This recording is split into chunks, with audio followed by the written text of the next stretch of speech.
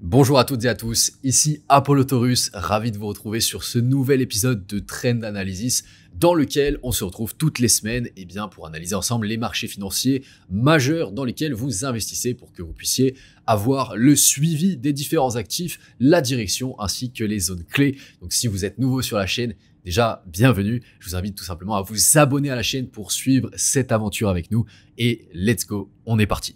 Alors avant de passer sur les graphiques pour faire le point technique, petit point fondamental puisqu'on a une nouvelle extrêmement positive pour l'écosystème crypto avec un congrès américain qui vient d'adopter un projet de loi sur les stablecoins qui est extrêmement important. Alors en réalité, il y a plusieurs lois, on en a parlé avec les membres du groupe privé, notamment ce matin dans le rapport fondamental. Ce qu'il faut comprendre, c'est qu'on a un président américain qui fait pression sur les législateurs républicains pour qu'ils puissent soutenir ces différents projets de loi qui visent à réglementer, réguler les stablecoins, évidemment liés au dollar. Et ça, ce qu'il faut comprendre, c'est que les régulations, même si ça peut faire peur, ça ouvre la voie à une accélération de l'institutionnalisation du marché. Ça ouvre la voie aux institutionnels et donc naturellement à l'arrivée de gros capitaux sur le marché. Et ça, c'est vraiment extrêmement intéressant pour nous. Au niveau des graphiques, on a dans un premier temps un Bitcoin qui nous fait de très belles choses, qui est actuellement en ATH, en découverte de prix.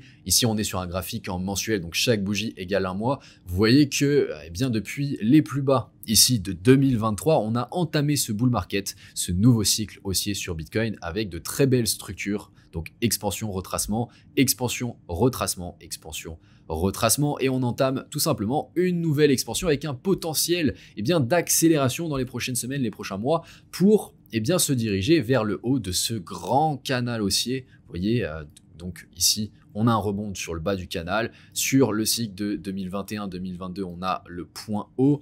On vient chercher ce point bas et tout simplement, on repart à la hausse. On a également à l'intérieur de ce canal plus long terme une trendline haussière ici. Donc on a fait la dernière touche sur cette trendline durant le mois d'avril. Ok, on a trouvé le point bas et sur ces 3-4 derniers mois, on est tout simplement en train de continuer sur des plus hauts sur ce mois de juillet. On s'est officiellement extrait de cette petite période ici de contraction au niveau de l'ATH de janvier 2025 et on est actuellement autour du niveau psychologique des 120 000 $. Donc on pouvait anticiper justement cette petite réaction, cette petite temporisation sur ce niveau psychologique.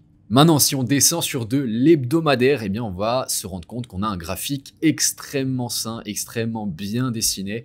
Et finalement, sur ces niveaux-ci, on a effectivement eu une petite contraction de la volatilité qui a duré 5-6 semaines au niveau de l'ATH des points hauts de 2025, de ce début d'année. Et ça a piégé vraiment énormément de monde. On avait un cluster de liquidité qui s'est formé justement sur ces niveaux puisque pas mal de personnes ont vu la réaction, se sont positionnées à la vente sur ces niveaux, se sont fait avoir alors qu'on a tout simplement retracé à l'intérieur de cette fair value gap. On a trouvé appui sur ce dernier bloc et vous voyez que la semaine dernière, on a eu une belle clôture ici, vraiment sur la zone autour des 119-120 000 $ avec une belle bougie impulsive ici. Et cette semaine, on est en train de consolider sur notre zone des 120 000 $, comme je viens de vous l'expliquer, pour pouvoir potentiellement, tranquillement, continuer notre expansion haussière à partir de ces niveaux. Maintenant, à partir de là, si on regarde les proportions des dernières structures pour tenter de définir des targets cohérentes. Bien, regardez, si je trace cette structure et également cette structure, donc les deux dernières structures haussières, que je les reporte sur cette structure qu'on est en train de créer actuellement, on va avoir globalement deux targets qui vont nous servir de repères pour identifier justement des niveaux potentiels de résistance que l'on va pouvoir rencontrer sur notre chemin et un potentiel niveau de retournement. Maintenant, c'est pas les seuls outils qu'on peut utiliser, justement, qu'on peut mettre en confluence avec ces proportions de structure. Notamment, ce qu'on peut utiliser, c'est l'outil du Fibonacci en extension, ok ? Donc, les ratios de Fibonacci, de la séquence de Fibonacci pour projeter ces différentes structures à l'extérieur sur la suite de cette tendance haussière. Et vous voyez qu'on va avoir finalement des niveaux de confluence. Je vais également tracer le Fibonacci sur cette dernière structure. On va vraiment avoir des niveaux de confluence, des zones de confluence plutôt, autour de ces niveaux-ci et autour de globalement ces niveaux-ci. Vous voyez que ici ça correspond parfaitement d'ailleurs au haut du canal plus long terme. Et ça, c'est vraiment extrêmement pertinent à prendre en compte.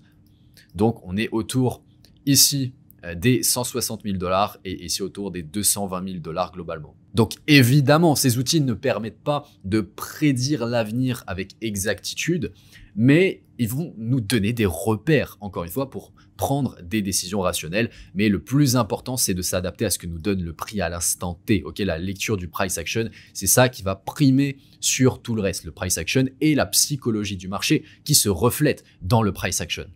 Au niveau d'Ethereum, on a également de très belles news puisqu'on a BlackRock qui a notamment acheté récemment 100 000 Ethereum. Donc, on vous a fait le point sur les derniers mornings. On vous en a reparlé sur Telegram. D'ailleurs, si vous ne faites pas partie du canal Telegram, rejoignez-le vraiment. On vous apporte énormément de valeur au quotidien. On vous fait le suivi au quotidien de tout ce qui se passe. Et finalement, on a quelque chose d'absolument exceptionnel qui arrive pour vous permettre de rejoindre avec une opportunité juste à ne pas manquer le groupe privé pour rejoindre la communauté, faire en sorte que vous puissiez passer le meilleur bull run qui soit pour profiter justement de ce marché des crypto-monnaies pour développer votre patrimoine, aller chercher les niveaux supérieurs en structurant votre approche et en étant bien entouré. Donc allez-y, rejoignez le canal Telegram, toutes les infos vous seront partagées dans les prochains jours, le lien est en description de la vidéo. Maintenant, qu'est-ce que ça raconte sur Ethereum au niveau technique sur les graphiques? On a un Ethereum qui nous fait de très belles performances sur ces dernières semaines. Depuis ces points bas qu'on vous avait annoncé, rappelez-vous, on a fait une vidéo le 17 avril exactement, on était sur ces niveaux-ci, on vous disait qu'Ethereum allait exploser, ça n'a pas manqué, vraiment quelques jours après, il a commencé tout simplement à repartir sur des plus hauts à partir de ces points bas. Pourquoi? Il y avait tout un tas de raisons fondamentales, mais également le timing au niveau technique. On est revenu vraiment ici sur des niveaux extrêmement intéressants dans la zone OTE. On a été chercher tous ces niveaux de liquidité, on avait une magnifique réaction avec cette mèche, ok? Et finalement, vous voyez, en quelques semaines, on est venu ravaler tout le mouvement. Et depuis justement la vidéo YouTube, on est sur un plus 130%, ce qui est juste absolument exceptionnel. Et je pense que là, on est parti pour voir un Ethereum se diriger vers sa zone d'ATH et continuer en découverte de prix. Alors, ça ne veut pas dire qu'on va partir en ligne droite. Évidemment, on peut s'attendre à des retracements sur les différents niveaux de vente. Ok, le marché n'évolue jamais en ligne droite. Vous voyez qu'ici, on a fait tout simplement une expansion, une structure haussière. On a retracé ici avant de repartir sur une nouvelle structure haussière. Là, on arrive dans une zone qui pourrait nous amener à avoir un retracement pour venir rééquilibrer le dernier mouvement. C'est quelque chose de tout à fait sain. Si on vient retracer ici avant de pouvoir repartir, ok, on pourrait avoir également la même chose sur ces niveaux de vente, sur évidemment l'ATH, on pourrait avoir une contraction pour repartir et continuer tout simplement ce bull market. Quoi qu'il en soit, on a vraiment un Ethereum qui est très bullish. Maintenant, au niveau des altcoins, en excluant le top 10, donc les plus petites capitalisations, vous voyez qu'en hebdomadaire, on est toujours finalement en dessous de cette zone d'ATH. Mais sur ces 2 dernières semaines, on commence à avoir vraiment des mouvements vraiment assez significatifs, puisque là, on parle de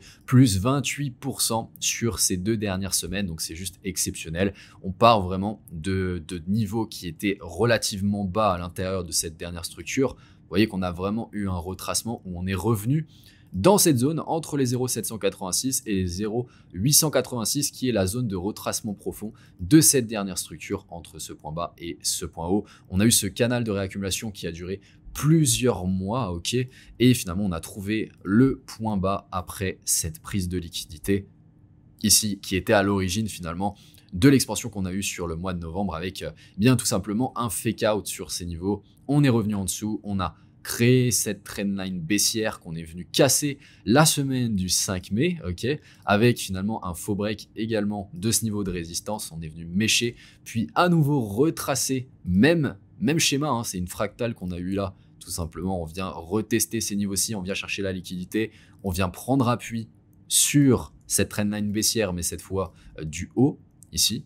Et finalement, vous voyez que cette semaine, on vient d'aller chercher ce point haut, donc cette zone de liquidité. Et si on a une clôture au-dessus de ce niveau donc de manière générale au-dessus de ce niveau de résistance, eh bien on passera officiellement d'une zone de résistance à une zone de support qui pourra supporter le prix dans le cas où on viendrait eh bien consolider, retracer sur ce niveau-ci pour renvoyer le prix plus haut, aller chercher les prochains niveaux de vente qui sont sur ces niveaux, puis l'ATH. Donc à partir des prix actuels, ok, sur le market cap des altcoins en excluant le top 10, eh bien jusqu'à l'ATH, on est sur un 60%, plus 60%, donc c'est juste exceptionnel. Je sais qu'on a eu pas mal de questions à ce propos-ci. Est-ce qu'on est encore early? Est-ce que ça vaut encore le coup de se positionner sur les altcoins? Alors, on ne fait pas de conseils en investissement, ok, on vous partage simplement notre vision. Évidemment, c'est plus aussi intéressant que sur ces niveaux-ci, mais ça reste intéressant. Et évidemment, certains altcoins ont bien performé sur ces derniers jours, ces dernières semaines, mais on a également des altcoins qui continuent de contracter et qui sont juste sur des prix absolument exceptionnels. Maintenant, au niveau du dollar américain, eh bien, vous voyez qu'on a eu un rebond sur cette zone de support. On est venu réintégrer le dernier range, donc la dernière structure baissière qu'on avait créée à partir de ces niveaux-ci. Donc, ces 2 dernières semaines, on a eu un retracement de cette expansion baissière, tout simplement. On est venu retester également ce petit gap que l'on a formé ici, entre la semaine du 16 juin et la semaine du 23 juin, donc on est en train d'avoir un rejet de cette zone. Ce qu'on pourrait avoir, c'est tout simplement un nouveau plus bas sur eh bien, le dollar, puisque on a un marché qui s'attend à avoir une baisse des taux d'intérêt, ok, donc potentiellement sur la prochaine réunion du FOMC qui a lieu le 30 juillet. On attend vraiment avec impatience cette réunion. Si on a un maintien des taux sur eh bien, le 30 juillet, sur cette fin de mois, on aura une potentielle baisse des taux, quoi qu'il en soit, sur les prochains mois, sur le reste de l'année, potentiellement en septembre. Donc, quoi qu'il en soit, on est sur une psychologie qui est plutôt tournée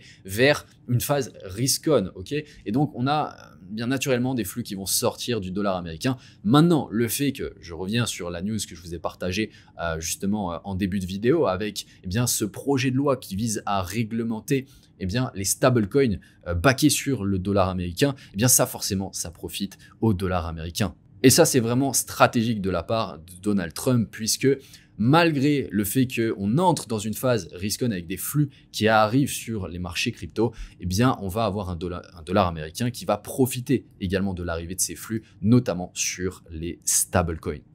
Et ça, c'est vraiment extrêmement puissant. Donc finalement, je ne m'attends pas à avoir une énorme chute. On pourrait avoir tout simplement un nouveau point bas, avoir une phase d'accumulation avant potentiellement de rebondir sur cette zone, voire un peu plus bas. On a également la zone ici entre les 94 et les 93 qu'on pourrait surveiller s'il vient à casser cette zone de bloc. Mais globalement, sur du plus long terme, donc ici on se remet en mensuel, sur du plus long terme, il ne faut pas oublier que sur le dollar américain, on est haussier, ok, en mensuel. Depuis les niveaux de 2008, ici on a eu la crise des subprimes, vous voyez qu'on a entamé cette tendance haussière sur le dollar et on est tout simplement actuellement à l'intérieur d'une structure globale qui est haussière sur le dollar en mensuel. Vous comprenez? Ici on a eu une prise de liquidité, ok, on revient en zone basse de la structure pour potentiellement avoir un rebond dans les prochains mois, les prochaines années pour repartir sur des plus hauts sur le dollar américain. Au niveau du gold, on est toujours sur cette phase de consolidation après cette jambe haussière depuis les plus bas de septembre-novembre 2023. Ici, on a eu cette petite phase haussière. Donc, on est tout de même quasiment sur un x2 sur le gold, sur plus 80% ici. Et on a tout simplement une petite période de contraction comme on a eu, vous voyez ici, sur ces niveaux-ci. On a eu une contraction de la volatilité. Ici, pareil, consolidation. Et ici, même chose. Donc ici, on peut tout simplement s'attendre à avoir un gold qui continue tranquillement son bull market, qui repart sur des plus hauts. Ça peut durer un certain temps d'avoir finalement cette contraction de la volatilité. On pourrait venir chercher cette liquidité sur du court terme, revenir potentiellement même chercher cette liquidité avant de repartir sur des plus hauts, continuer la tendance haussière sur le gold. Ce qu'il faut vraiment capter, c'est qu'avec une baisse des taux d'intérêt, on a énormément de liquidités qui arrivent sur les marchés et ça profite également au gold, malgré le fait que, en fait, on est globalement dans un contexte d'incertitude avec notamment les mesures assez agressives au niveau commercial avec les tarifs douaniers de Donald Trump qui a créé énormément d'incertitudes sur ce début d'année 2025, et ça, c'est justement ce qui a créé cette expansion haussière sur le gold. Malgré justement cette incertitude, on entre dans une phase risk-on qui va profiter aux cryptos, qui va profiter aux actions. On va le voir juste après avec les indices boursiers américains qui en profitent et qui va également profiter à cette valeur refuge qui est l'or sur les marchés financiers. Et au niveau des indices boursiers américains, justement dans cette anticipation de baisse des taux d'intérêt, on a vraiment des indices qui continuent de pousser, qui sont en ATH actuellement, qui nous font de belles performances. Vous voyez depuis les plus bas, le V-bottom qu'on a eu sur le mois d'avril 2025, on a ici une performance de plus 30%. Donc c'était juste une opportunité exceptionnelle ici de revenir sur ces plus bas, chercher ce niveau de liquidité. On a eu ce rebond, on est venu créer ce gap, ok, donc on n'est pas venu combler ce gap, on est simplement venu le retester sur la semaine du 19 mai et on est reparti sur des ATH. On est sur ces 2-3 dernières semaines sur une petite période de consolidation. On pourrait avoir un retracement, vous voyez ici, c'est une zone de support extrêmement pertinente. On a cette fair value gap, on a la zone de l'ancienne ATH qui nous sert maintenant de support. Dans le cas où on pourrait revenir justement sur cette zone avant de repartir sur des plus hauts. Maintenant, c'est pas non plus obligatoire de revenir sur ces niveaux. On pourrait continuer vraiment à pousser sur les indices, le S&P et le Nasdaq. Vraiment, c'est les mêmes graphiques. C'est pour ça que je vous les mets côte à côte. Donc encore une fois, les Taurus, on est vraiment sur une période exceptionnelle pour les marchés financiers de manière générale et le marché des cryptos particulièrement. On a énormément d'afflux de liquidités, de capitaux qui arrivent sur les marchés, notamment dans un contexte où on va avoir une baisse, voire plusieurs baisses des taux sur ce reste de l'année 2025 et potentiellement sur ce mois de juillet. Donc restez bien connectés, on va faire le suivi ensemble des graphiques, du fondamental. Abonnez-vous à la chaîne, activez la cloche des notifications et rejoignez encore une fois le canal Telegram. Vous trouverez le lien en description de la vidéo. Sur ce les Taurus, je vous souhaite un magnifique week-end. Je vous dis à la semaine prochaine. C'était Apollo. Ciao ciao.